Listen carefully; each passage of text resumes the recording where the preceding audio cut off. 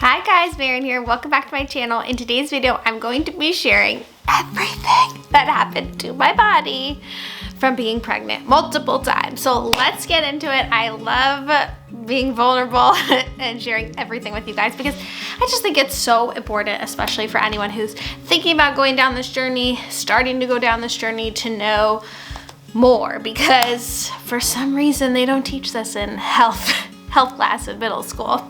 They left this part out, so I'm going to show you guys the truth about what happened to me. Obviously, this is just my story. Other people might have totally different stories, but I would say that, sorry, is my camera crooked? I would say that things I've experienced are fairly common, and you should know. Okay, so let's jump in. If you're new here, welcome. My name is Marian. I make videos about being a Jewish mom, and I would love to have you as one of my subscribers, so just hit that red subscribe button down below. Also, if you're an oldie goldie, as Louise likes to say, if you're an oldie goldie and you followed me for a long time and you're like, I miss your content, I feel like you don't upload as much, it's because I'm uploading a lot of shorts. So check your shorts feed because I'm over there, and on Instagram, of course. But I do love a long form content, and that's what you're here for today. So let's get started. Number one question. I know y'all want to know. My mother's horrified right now. What does your body look like after being pregnant? Okay, well, let me just caveat by saying I've been pregnant 4 times, 3 to term, 3 babies, and the first one went to 21 weeks. So a lot of pregnancy, a lot of stretchy skins over the years. And let me just pause for a second. I have been pregnant since 2015 to 2021. So it's been a lot of years. Okay, ready? The stomach. Okay, so what I believe is from pregnancy is this like shelf kind of situation. Like the way the stomach just flops down. But I just wear my pants over it. But yeah, before I had kids, I had a nice flat stomach, and I know what you're thinking. Well, Marian, have you been doing push-ups, pull-ups, sit-ups, Kegels, whatever, since you gave birth? And no, because I've had newborns, and I have 3 kids.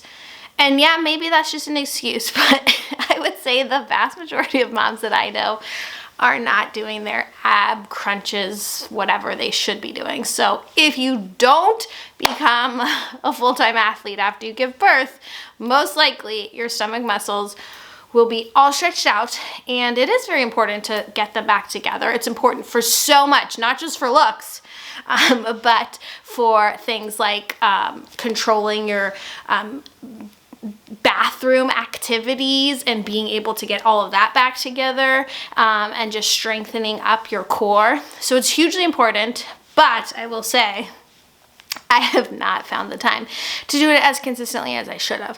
But I just would like to say my 40s, guys, I'm gonna be one of those hot moms in the gym. I'm gonna be like a hot personal trainer, and I'm just gonna be so fit. But I'm only 38, so I have 2 more years to get there. But when my kids will be older, I'll be in my 40s. I'll be like, I don't know, a Peloton girl or whatever. But this is the truth of what things are like now. Okay, so that's the stomach area. I had a few traumatic injuries after my first birth. I have a lot of videos about it. I personally blame the epidural, but you can go watch those and see all the dirty details. But I basically had a fractured spine and a episiotomy. I've blacked out on almost everything else that happened down there, but I was very, very, very sore for many, many months and did a lot of PT to get better. So thankfully those areas have healed. My back is good. My down there region is all healed up as good as it can be, but I would say nothing is perfectly back to normal. So I can't sit on the floor very well without my back hurting. I try to make really, really sure and careful that I'm not doing any lifting that will hurt my back. So those areas are still, they're healed and I can walk around without pain, thank God, and I'm okay, but I am very cautious about those areas because I know that they have healed. Okay, let's talk about butt stuff.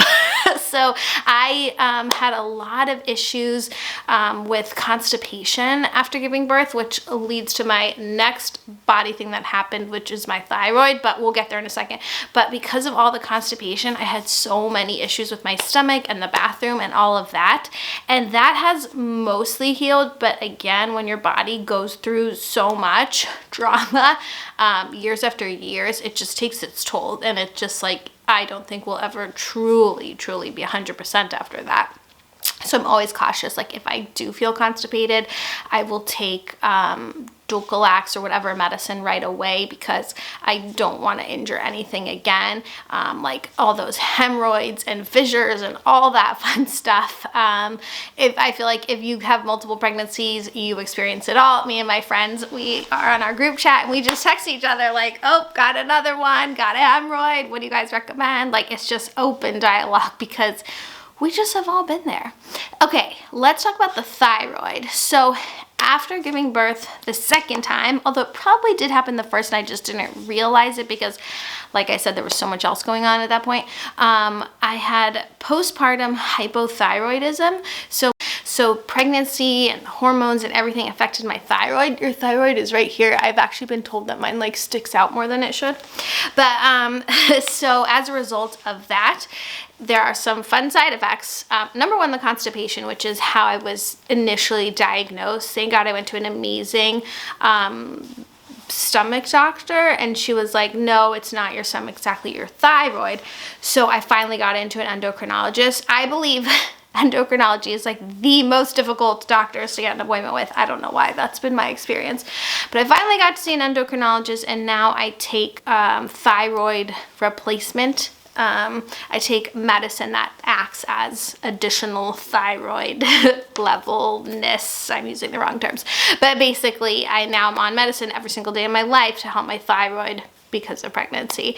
Other side effects that happened that I realized I was hypothyroid was very hard time losing weight, extremely tired, like I'm talking just exhaustion beyond any description. I actually had a week a few months ago where I just had forgotten to get my prescription refilled, and of course I was like, oh, maybe I don't need it anymore. Did I talk to the doctor first? No. Did I do any research? No. I was just like, I'm too lazy to go to CVS and get my prescription, so maybe I'm just not going to take it this week and see what happens. What happened was I was falling asleep throughout the day, multiple times a day, could not function. Like the sleepiness, you know, when you're like super jet lagged, for example, you like woke up at 3 a.m. to fly across the world. That's what it felt like to be without my thyroid medicine. So anyways, that's fun. And I check my thyroid levels every few months to make sure the medicine is the right amount. And yeah, so that's been the thyroid. Okay, and now let's talk about hormones and my period. So one of the major changes that's happened is my periods have gotten so much stronger, is I guess the term I would use. So definitely heavier, but also just like the effects of them, I feel so much more, I mean, in some ways it's good, but I feel so much more connected to my cycle. I 100% know what week I'm in just by feeling my body. Whereas before having kids, I like had no idea. My period would come and I'd be like, what? Where did that come from? But now I have so many symptoms or like clear signs when it's gonna come. And some of them are really strange. So the few nights before my period, I have horrible insomnia and horrible crazy nightmares, which I think is so weird, and sometimes night sweats. And the first night of it, I always am shocked. I'm like, whoa, what is going on? Like I'm up all night, terrible nightmares. I'm like, oh, I'm getting my period in a few days. But that just stuff just didn't happen to me. And I think part of it also is just getting older, maybe approaching perimenopause and all that. But I do think the pregnancies affected it because every time after the next kid was born, all of these effects were like so much more increased and I could feel them so much more. Okay, and then the last topic I want to talk about is mentally. So I always have said in my videos, I have postpartum elation. I love the newborn stage, and I love not being pregnant because pregnancy is so hard for me that when the baby finally comes, I'm just so happy. And thankfully, I feel like that does kind of carry on past the newborn stage because pregnancy is so hard for me. Like just so nauseous, so just blah feeling. I am so thankful to not be pregnant and to have the baby. And even now, my youngest is 2.5. If I start to get a little sick, it like reminds me of the pregnancy days, and I'm just like so thankful to have gone through it and to have healthy, happy babies. So I do feel like in some ways that has really helped my mental state. I do think I have anxiety. I'll be the first to admit I hate leaving my kids, and I'm not comfortable when I'm not with them. No matter what I'm doing, I could be doing the most wonderful thing in the world. I am too anxious without them there, so I actually don't do much without them, other than like obviously they're in school and I have coffee dates with my friends, that kind of thing. But I am definitely not one to like willy-nilly go on girls trips or things like that, or even trips with my husband, even though the kids' grandparents are watching them and I 100% trust them and I know they're safe. I just can't physically not be near them. It gives me so much anxiety. I don't even know if anxiety is the correct term. It's more like discomfort. A little bit of it is anxious. Like, I get these terrible ideas like, oh my God, what if this happens and I'm across the world, whatever. So that's part of it, but it's more just like my body is not calm and regulated unless the kids are near me. And I've been able to, move past that, like I said, while they're at school, in a routine way. They're having a sleepover at their grandparents. I've gotten better at that, but it took a long time. Like they didn't really do even, like when we've had a babysitter less than a handful of times that isn't related to us.